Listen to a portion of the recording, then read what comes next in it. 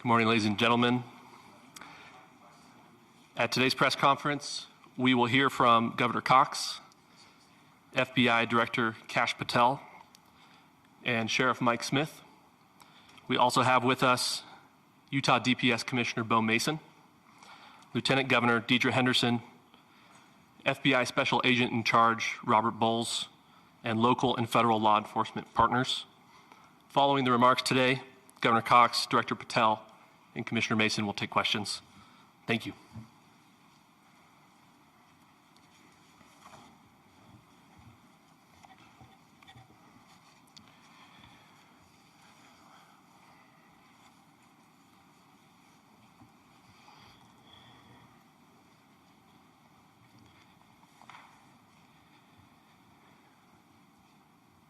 Good morning, ladies and gentlemen. We got him. On the evening of September 11th, a family member of Tyler Robinson reached out to a family friend who contacted the Washington County Sheriff's Office with information that Robinson had confessed to them or implied that he had committed the incident. This information was relayed to the Utah County Sheriff's Office and scene investigators at Utah Valley University. This information was also conveyed to the FBI.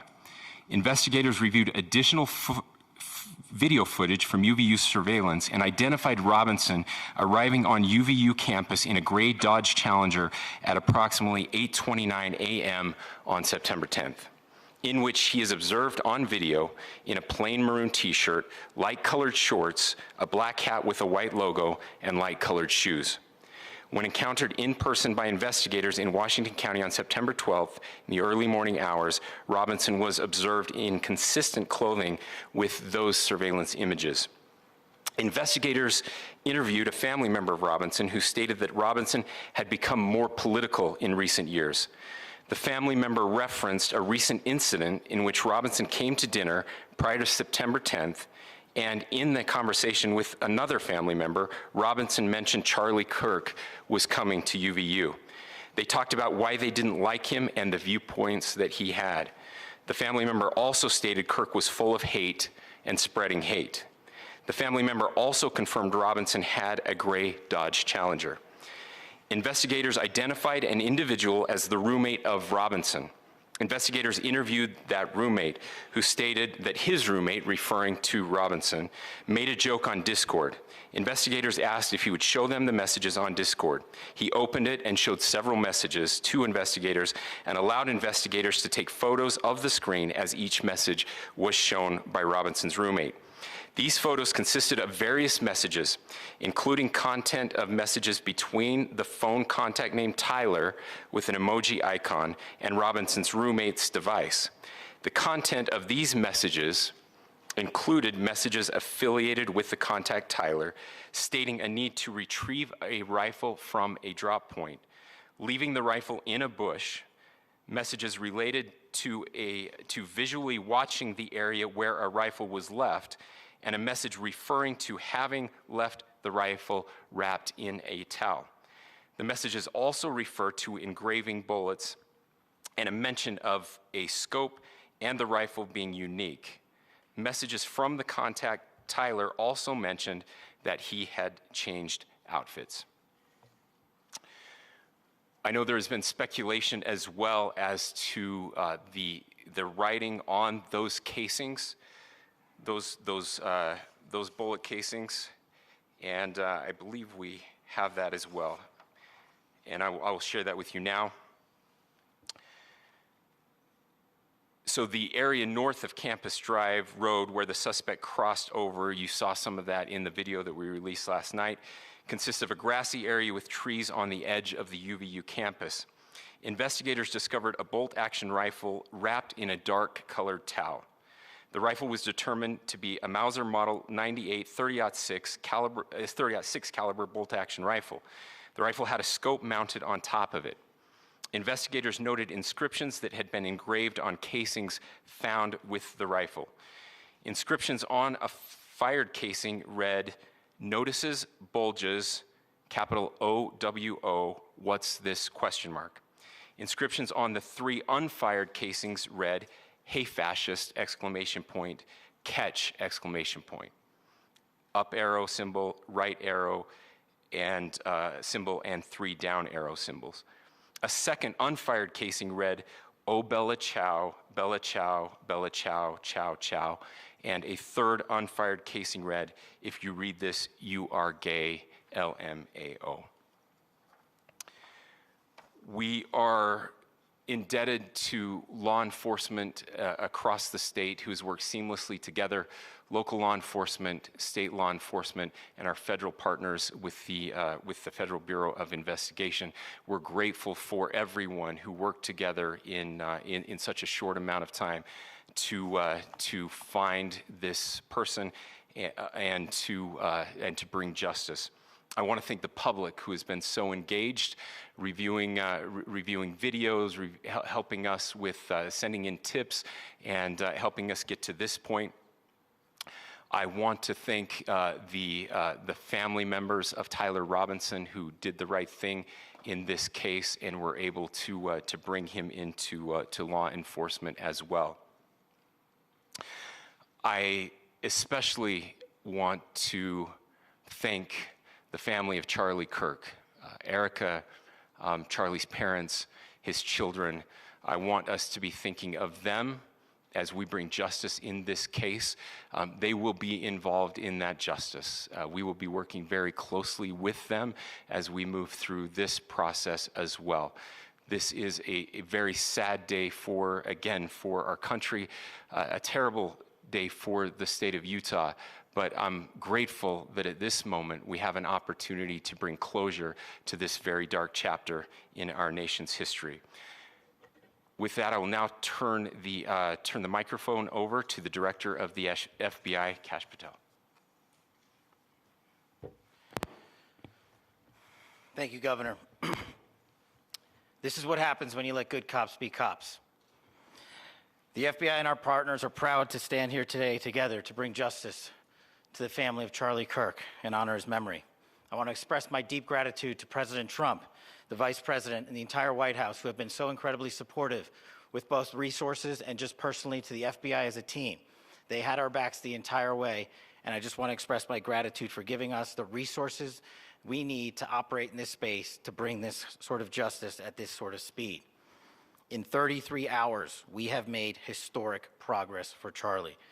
Governor Cox, our partnership has been absolutely incredible these last few days. Our partnership will endure.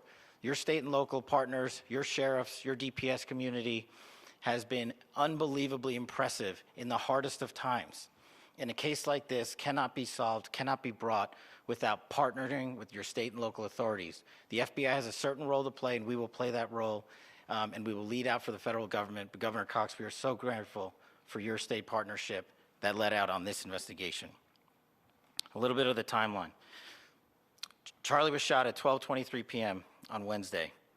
The first FBI agents arrived on scene in 16 minutes with chiefs of police at 12:39 and secured the scene. The FBI immediately launched fixed-wing assets. We utilized these assets to transport personnel, specialty technicians, hostage rescue teams. We also utilize these assets to go back and forth from the East Coast and here in Utah to transport forensic evidence and other evidence that will be analyzed and is being analyzed at our FBI laboratories in Quantico and other laboratories, including the ATF. At my direction, the FBI released the first set of FBI photos of the suspect at 10 a.m. local time on 9/11. Then, shortly thereafter, the FBI reward of $100,000 was released at 10:45 a.m. local. Myself and Deputy Director Bongino arrived on the scene at approximately 5:30 p.m. on 9/11. The governor led a press conference last night at approximately 8 p.m., where at my direction, the FBI released a never-before-seen video of the suspect. We also released new images to the public of the suspect. And just last night, the suspect was taken into custody at 10 p.m. local time. In less than 36 hours, 33 to be precise, thanks to the full weight of the federal government and leading out with the partners here in the state of Utah and Governor Cox, the suspect was apprehended in a historic time period. And I want to highlight what Governor Cox said. This would not have been possible without you, the media, and you, the public. That's why we went so public, so fast, and we're so transparent, and we're committed to that transparency. The crime scene, just a little bit there. It is a large crime scene. State and local authorities, along with federal authorities, processed that crime scene quickly. And I even had the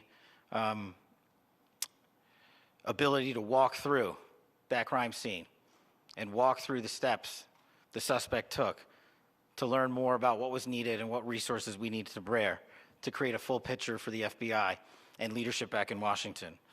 Furthermore, thankfully to state and local partners, forensic evidence has been seized and continues to be garnered. Forensic evidence has already been evaluated at FBI laboratories in Quantico and state and local authorities here. We will continue to process evidence as we see it, as we collect it, and we will continue to deliver it to Governor Cox and his team.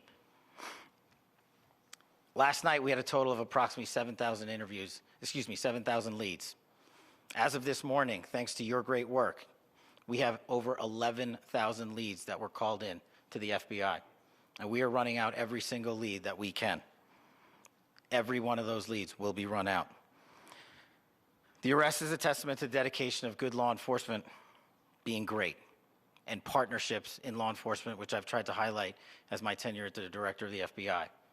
There is no better relationship for law enforcement than the FBI to partner with state and local authorities, and you've seen it here in these last few days. The FBI Salt Lake Field Office, along with our offices in LA, Phoenix, Denver, San Antonio, Las Vegas, Pittsburgh, Buffalo, our headquarters component in Quantico, all participate in the FBI. I want to express my deep gratitude to the employees of the FBI, the men and women, the evidence response team tacticians, the special operators, the agents, the support staff.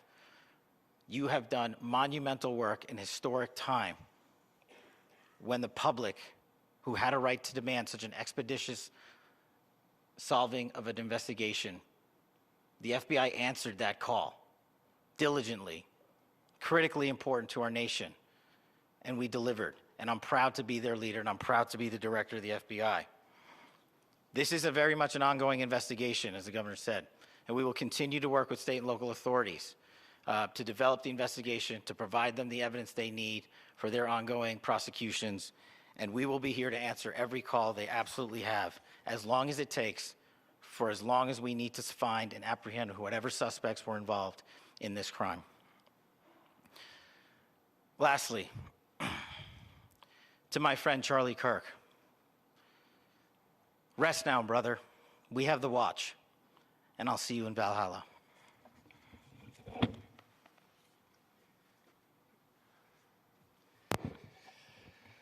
Thank you, and good morning.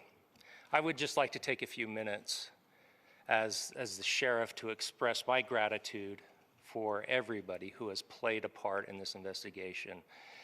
As you know, it's been a vast, a complicated, and a very, very fast-paced investigation. You're looking at people standing up here who are running on, if they got an hour's sleep in the last couple of days, they're probably lucky. It has been very taxing. It has been so impressive, speaking on behalf of the local law enforcement, to see the cooperation that we've seen in this type of case. Across the state, sheriffs, chiefs, our state partners have stepped up and have come to the call on anything that we needed. Our county chiefs have been phenomenal. Our Utah County Attorney, Jeff Gray, who's standing up here with us, has been phenomenal in leading us through this investigation. I would like to thank the federal government for their resources, their assets. Our local team here, our FBI team, has been extraordinary in helping us work through this and bring this person to justice. Most of all, I would like to thank the public, and specifically, I would like to thank the public who turned to prayers and who turned to positiveness for us. I would like to thank them on behalf of the law enforcement community, because we needed those prayers. That's what we needed to get through this. We needed your support, and you gave it to us. We needed your patience, and you gave it to us. And I would like to thank you for the Kirk family, because that's what they need, is your support and your prayers, and that will get us through all of this. So thank you everybody for everybody that have stepped up. We've had such a phenomenal response to this. Thank you.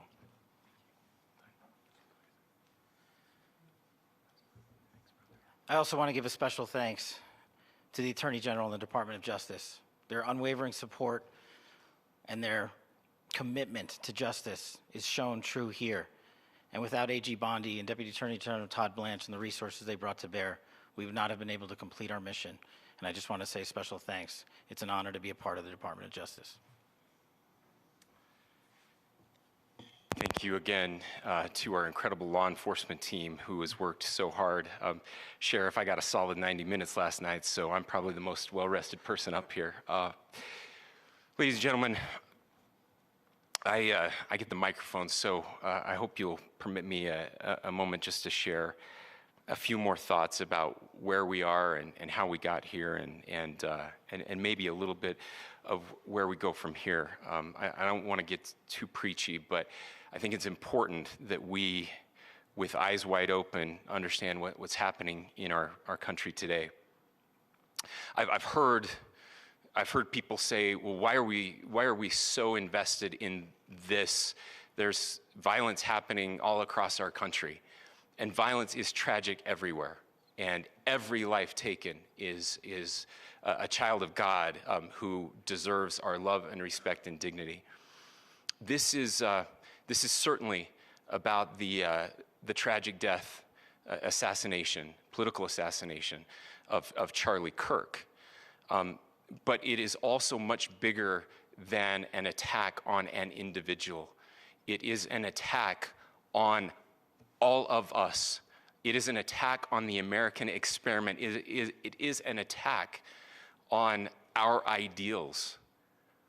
This cuts to the very foundation of who we are, of who we have been, and who we could be in better times.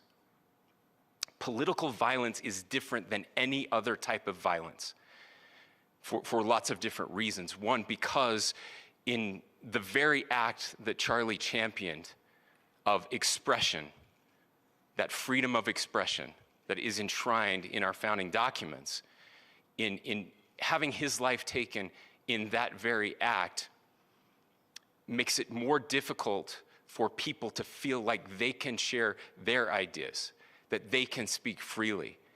We will never be able to solve all the other problems, including the violence problems that people are worried about, if we can't have a clash of ideas safely and securely. Even, especially those ideas with which you disagree. That's why this matters so much. Over the last 48 hours, I have been as angry as I have ever been, as sad as I have ever been. And it was, as anger pushed me to the brink, it was actually Charlie's words that pulled me back. I'd like to share some of those. And specifically right now, if I could, I need to talk to the young people in our state, in my state, and all across the country. As President Trump reminded me, he said, you know who really loved Charlie? The youths. And he's right. Young people loved Charlie, and young people hated Charlie. And Charlie went into those places anyway. And these are the words that have helped me. Charlie said, when people stop talking, that's when you get violence. He said, the weak can never forgive. Forgiveness is the attribute of the strong. The only way out of the labyrinth of suffering is to forgive. Welcome without judgment, love without condition, forgive without limit. He said, always forgive your enemies. Nothing annoys them so much. A few months ago, I referenced this last night, Charlie posted to social media, when things are moving very fast and people are losing their minds, it's important to stay grounded. Turn off your phone, read scripture, spend time with friends, and remember, internet fury is not real life. It's going to be okay. He again said, when you stop having a human connection with someone you disagree with, it becomes a lot easier to commit violence.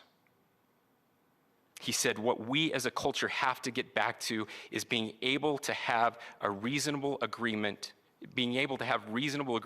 where violence is not an option. Now, again, to my young friends out there, you are inheriting a country where politics feels like rage. It feels like rage is the only option. But through those words, we have a reminder that we can choose a different path. Your generation has an opportunity to build a culture that is very different than what we are suffering through right now. Not by pretending differences don't matter, but by embracing our differences and having those hard conversations. I think we need more moral clarity right now. I hear all the time that words are violence. Words are not violence. Violence is violence. And there is one person responsible for what happened here. And that person is now in custody and will be charged soon and will be held accountable. And yet, all of us have an opportunity right now to do something different. I want to thank my fellow Utahns. This bad stuff happens. For 33 hours, I was praying that if this had to happen here, that it wouldn't be one of us. That somebody drove from another state, somebody came from another country. Sadly, that prayer was not answered the way I had hoped for, just because I thought it would make it easier on us if we could just say, hey, we don't do that here. And indeed, Utah is a special place. We lead the nation in charitable giving. We lead the nation in service every year. But it did happen here. And it was one of us. But I want you to look at how Utahns reacted the last 2 nights. There was no rioting. There was no looting. There were no cars set on fire. There was no violence. There were vigils and prayers and people coming together to share the humanity. And that, ladies and gentlemen, I believe is the answer to this. We can return violence with violence. We can return hate with hate. And that's the problem with political violence, is it metastasizes. Because we can always point the finger at the other side. And at some point, we have to find an off-ramp, or it's going to get much, much worse. But see, these are choices that we can make. History will dictate if this is a turning point for our country. But every single one of us gets to choose right now if this is a turning point for us. We get to make decisions. We have our agency. And I desperately call on every American, Republican, Democrat, liberal, progressive, conservative, MAGA, all of us to please, please, please follow what Charlie taught me. I'll just conclude with words I share often from a friend and author, Yuval Levin, who was asked if he was optimistic about our country. And he said, I'm not optimistic. He said, I hate optimism. Like, that sounds bad. But he said, optimism is a vice. It's this idea that good things are just going to happen. And he said, in the history of the world, good things have never just happened. He says, I'm not optimistic, but I am hopeful. And hope is the virtue that sits between the vices of optimism and pessimism. Hope is the idea that good things are going to happen because we can make them so. I still believe in our country. And I know Charlie Kirk believed in our country. I still believe that there is more good among us than evil. And I still believe that we can change the course of history. I'm hopeful because Americans can make it so. Ladies and gentlemen, we're happy to answer any questions you might have. Governor, can you speak to whether the suspect is speaking with authorities and his demeanor, Tyler Robinson, when he turned himself in? I cannot speak to that right now. Governor, how do you interpret the engravings on casing? Well, I will leave that up to you to interpret what those engravings mean. I think the clearest one that says "catch fascist," there's not, and by the way, that's like catch like a ball, catch this. That's I think that speaks for itself. Governor, you indicated that he had been communicating. Please. Talked about this level of hatred that this person expressed. Beyond that, is there anything in your view that you discovered that may have radicalized or changed him to prompt him to commit such a horrific? There's nothing more that we can share at this time. Governor, Yeah, you please. indicated that he had been communicating with a friend on Discord about the gun. Do you anticipate any more arrests? We do not at this time have any information that would lead to any additional arrests. Do you believe he acted alone? Yes, but the investigation is ongoing. How he came into custody of police and where he is right now? Yes, so right now, Mr. Robinson has been booked into the Utah County Jail. You heard the president this morning report that he was taken into custody, that his family and a friend helped to deliver him into custody of law enforcement in Washington County. For those of you that don't know where Washington County is, it is the southwesternmost part of the state of Utah. It's about a 3.5 to 4 hour drive from here, where we are right now, and that's where he lived and where they turned him in. Please, go here. I can't share any more than what I've already shared. Yeah.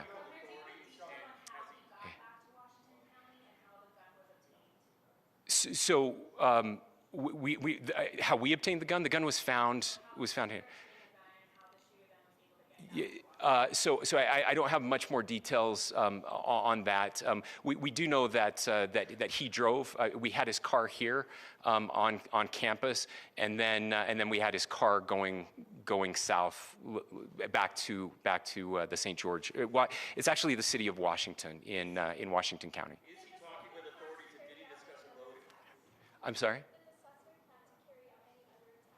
We don't have any information that would lead us to believe that. Yes, in fact, it was just released. Yes. Talking with authorities and did he discuss a motive? I can't answer that right now. Yeah, thank you. Over here.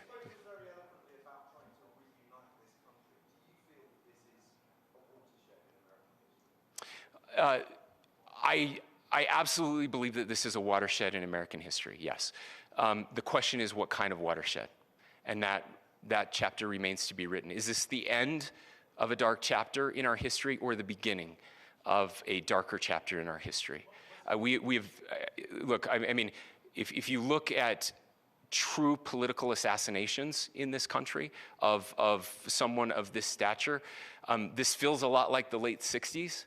And having one so gruesomely displayed on camera in all of our hands and in all of our pockets, we are not wired as human beings biologically, historically.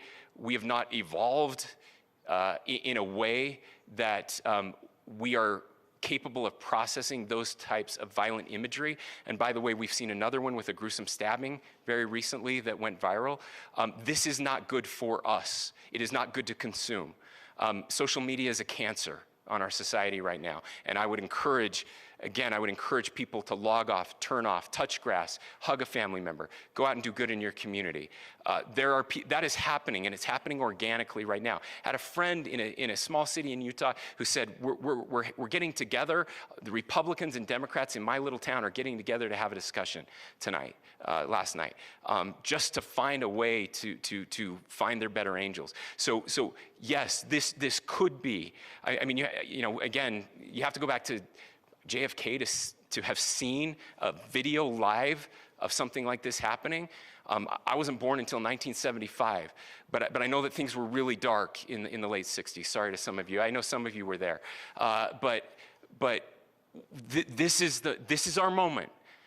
Do we escalate, or do we find an off-ramp? And again, it's a choice. It's a choice, and every one of us gets to make that choice. Two more questions right here. Could we clarify that the release of those enhanced images at 8 p.m., the timeline that Director Patel gave us, led to the arrest at 10 p.m.? Is there a direct connection between those two events? I cannot comment if there is a direct connection or not, but all I can say is that through some process, the family came to know that this had happened. One more thing, Governor. Could you just clarify the clothing issue you mentioned earlier? Was he changing outfits? Correct. Yes. So when he's first spotted on campus, he has different clothing on, and then he changes clothing on the roof, and then changed back into that clothing at some point, so that when he was apprehended, when he was arrested, the clothing matched the clothing he had on before the shooting here at UVU. Last question here. Yes. Suspect was from Utah. Can you kind of tell us a little bit more about where, and was he a student here at this university, and is there any history of mental illness? Yeah. So I don't have any information on the mental illness part. He was not a student here at UVU. He was living and had lived for a long time with his family in Washington County, in the southernmost part of our state. Thank you, everyone, for your great work in getting this information out. I would just say, process-wise, this may be important. I know many of you aren't familiar with the process in Utah. I think it's important that you understand that. Basically, we have 3 days for charging documents to be filed. A CI will be filed. We'll have more information then, more detailed information, as those charging documents are filed in preparation for a preliminary hearing. So 3 days. So we would anticipate then that early next week those charging documents will be filed. We will obviously be working. The county attorney will be working very closely with Mr. Kirk's family as those documents and decisions are prepared and made. Thanks, everyone.